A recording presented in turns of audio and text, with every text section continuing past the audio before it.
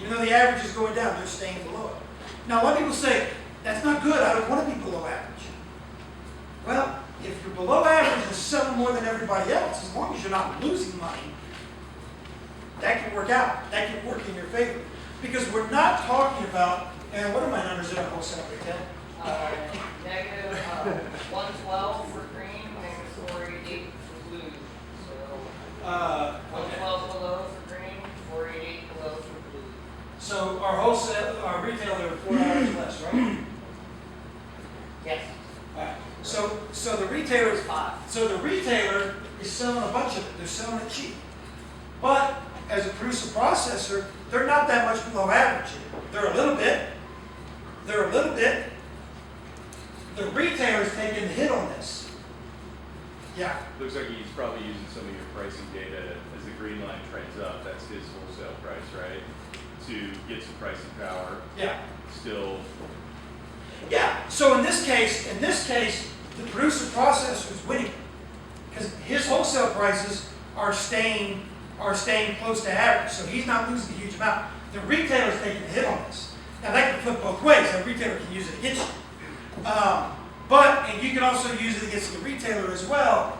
If your line is below state average or at state average, and they're selling for above state average, you can say, hey, you're making money off me. I'll keep selling to you at this price or above my price. And as a retailer, you can find out who's making you more money. All right, I want to find out, am I taking a hit on this producer processor, or am I making money on this producer processor? So it's not always about what the price is. It's about how much you're selling. If you've got a small grow, yeah, you've got to sell it for more. But if you've got enough to get out there, because the whole thing is right now is shelf space. And at the end of last month, my numbers are going to be close. We had 232, give or take 5 or 7 retailers that actually reported legitimate revenue last month. We had 700 something producer processors. Well, if you consider right now, you've got, not only do you have 3 times more brands than you have retailers, each one of those brands, I'm calling that producer processor a brand, each one of those brands has how many SKUs, how many strands. So it's shelf space. It's all about getting shelf space. It's all about getting shelf space. So if you've got a big enough grow, you can bring your price down, sell it all. If you've got a smaller grow, you got to have more money. Well, how do we get more money? And I'll have Aaron talk about this a little bit later too. One of the ways that we're seeing some of these smaller guys make more money is they're white labeling their product for smaller retailers. Some of these tier 1s that are out there that are growing flower are saying, hey, we'll white label our product and we will, sell it under your name and sell only to your store.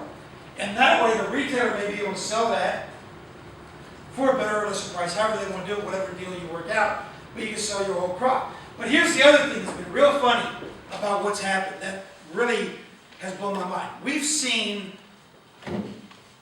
however you want to call it, double wholesale prices, but we were looking at prices of trim, which is really hard to get from the state data, so it's a little wonky, about what producer processors were selling to, or producers were selling to processors.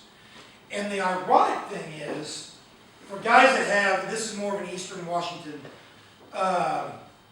deal with the outdoor grows, the tier 3s that are growing all of this outdoor bud, is while the bud prices are really scraping the bottom on the retail side, or the wholesale retail, they actually aren't that bad if you're selling it to a processor. You don't got to do any, you don't got to buy any packaging, you don't got to do any trimming. If you're just, and so the one thing that we've noticed is that because, back on our little slide here, because this number, this amount of processors that have been doing oils is growing, there's not enough trim for these guys that are doing flour to make enough oil on their own trim. Or even some of these tier 2s that are using all of their bud to do oils. So now they're going and they're buying the bud from the processors, and just saying, hey, I'll buy your whole crop. So some of these outdoor guys, yeah, they might be getting 60, 65 cents a gram, which doesn't sound like a whole lot, but if you haven't done anything, the indoor guys won't be able to do it. But the outdoor guys that just grew it and harvested it, but they didn't trim it, they didn't do all of that, they can, and especially for those guys that kind of family-run operations, they actually haven't done bad. I'm not going to say that they are rolling in the dough. That would be a lie. But I've talked to a lot of these outdoor guys that are making a living, that are making a living on this. So that's a one way to say that the concept is other ways to make money than just selling your bud in a package. Yeah, sorry. No problem. When you're saying someone's selling their bud at 60 cents a gram, that is for dry, less than 50% water content bud? Or is that for a whole plant hanging on? That's for a whole plant hanging on. That's right. That's for a whole plant that they can chop it up and They throw it in a wood chipper. Right. yeah, that's for lop it off. Again, not a grower, so I might not be doing it right. In my mind, lop it off and put it on the truck. And that's the way a lot of these guys. A lot of these guys are pointing. So before we kind of jump into some of these individual details, I want to talk about one other thing that we have noticed, and one of the things that we've come up with. So this is something I've kind of been joking about for a while, and that is the 1 gram pack, the beloved 1 gram pack, and we've talked about this a lot over the last year, and the data from the state, we've now started to be able to massage a little bit and find a bit more about it.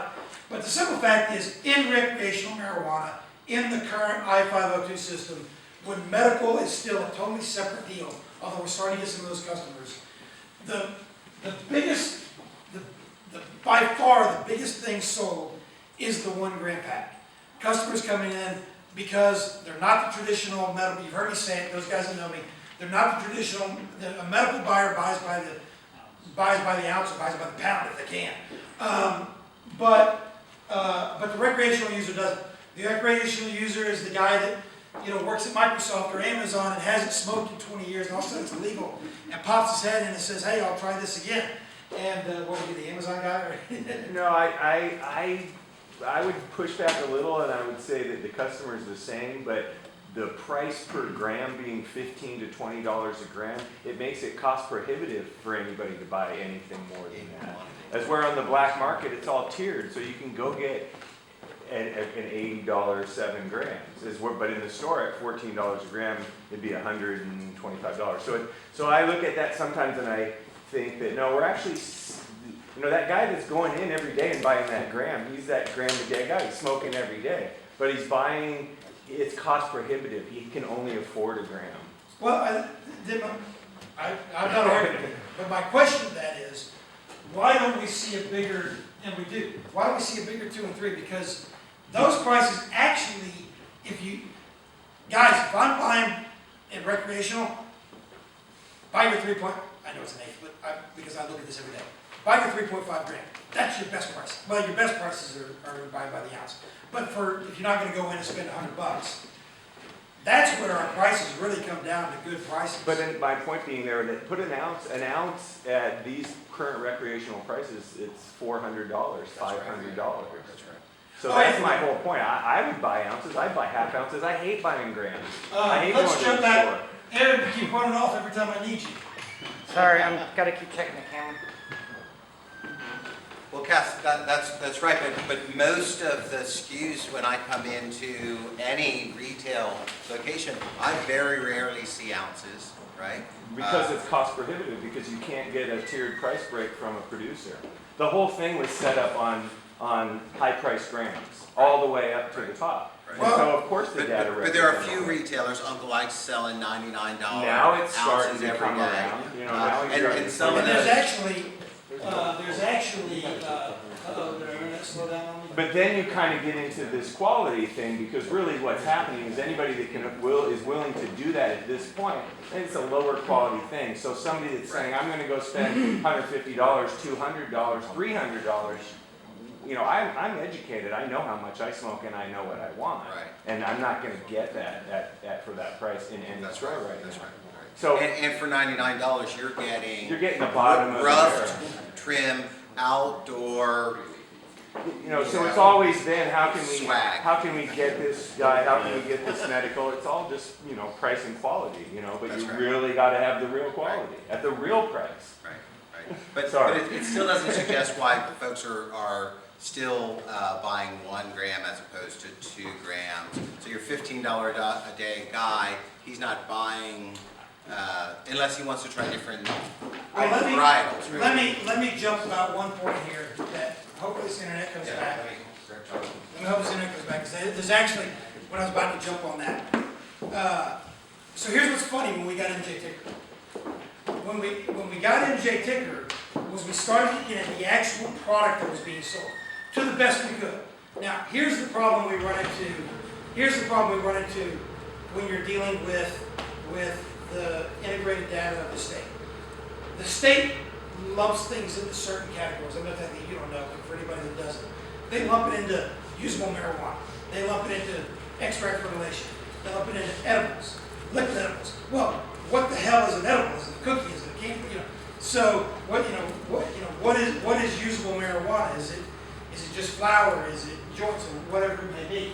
So did we get back in, Dave? Yes, sir. I'm trying. Did you close out the whole thing? I did because you lost connection. Okay, so you'll have to give me a second. FRBIS. Aaron, over there. He's right there. We know. So, You got full screen, Eric? Aaron, what are my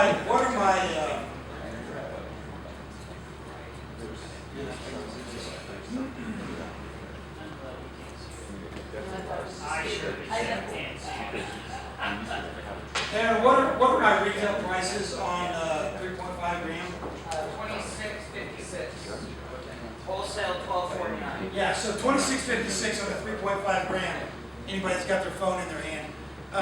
26, whatever it was, divided by 3.5. That's getting down to, now granted, that doesn't have the 37% tax on there. Put the 37% tax on there. That's getting down to the reasonable per gram prices. But, yeah, we've looked at it. But here's the one thing that I do want to show that we have noticed over the course of looking at this. And I know some people are going to like this. So we started looking at what were the top selling products. Now again, when we're looking at the state data, what your product name is what the retailer is calling.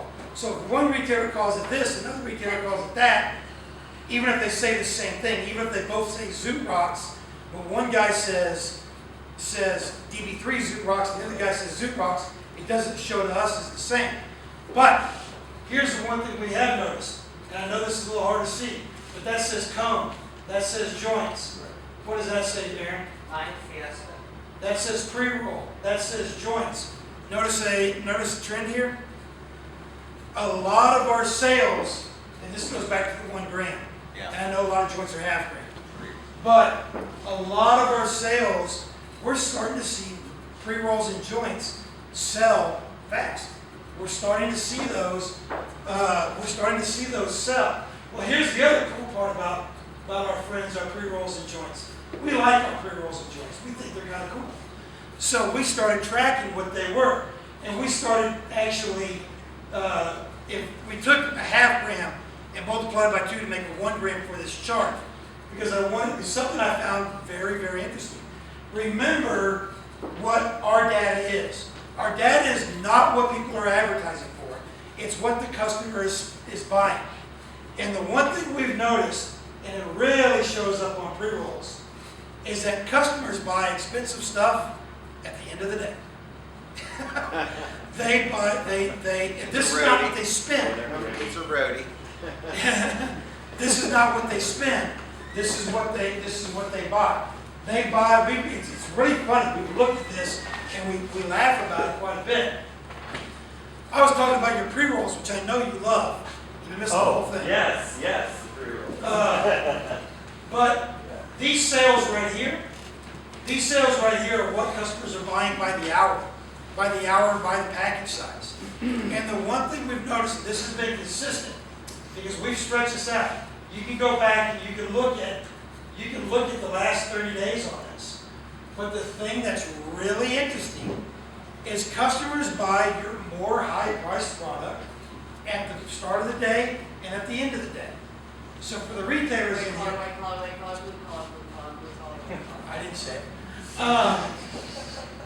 So the guy slipping in to grab him a little bit at lunch, he's buying your cheap stuff. So how you can use that, that's up to each individual retailer of what they can use. But these are some interesting trends that we've noticed over the course of the last several months that we've been pulling data, and that's held true. That is not something that's changed. That has held true since we started this. All right, so we've got slow internet, so this may take some time. It jumped off what I had going here for some of this to come up. But here's the interesting thing. So we talk about this a lot at several of the MJBA meetups that we've had. This graph here is daily number of customers for the last 12 months. The thing that you can see when the weekends are and when the Mondays are. So these are our number of customers. So we're getting over 71,000 customers, they can be repeat, but coming into retailers on any given day in the state of Washington currently. And that's consistently gone up. Here's what's different. Here's what the customer is spending. And I know we can't see this right now, but I can tell you, Aaron, what is that, 22 something? $20.52. Okay, remember, this is pre-37% tax. Customers, so if you add 37%, you're hanging right there at that $28, $29. That's not what they're spending on a product. That's what they're spending in the store. So what customers on state average, and we've noticed this quite a bit over the course of the last year, is that really stayed steady. No matter where prices have gone, prices have come down. Prices have come down. It's not on this graph. But as we all know, the wholesale retail prices have come down. Customers have gone up, prices have come down, but the amount they're spending is the same. Now, let's talk a little bit about that on the, and this page is going to take a second to come up. So, oops, that's going to take even longer. So, as prices have come down, customers are spending about the same amount. This is going to take, because I know this internet is slow, so this is going to take a second to come. So if anybody has any questions right now. So if they're spending $29 average purchase and that stays steady, they're purchasing more, right? Oh, they're definitely purchasing more products. We've got more, that's why I always So say people, it's an elastic market, it's a price sensitive market. everybody, nobody in this industry, I say nobody, for the most part, people in this industry right now aren't having the quote unquote greenwash as far as they're not banking millions on no work. They're working their tail off for slim margins. But customers are going up. Obviously more retailers are coming online. More producer processors are coming online. But product is being sold. Now, you hear the horror stories of somebody's got it all stocked in the back because they don't want to sell it at what they have to sell it for. Prices are where prices are right now. So, but you can't sell it. It can't get out there. And there's different ways to do it. It's a little bit of an anecdotal story, but I'll tell it anyway. A lot of you have probably heard it, but it's one I like to tell. Back when we first started Tetra Tech, the story I told of how we got started.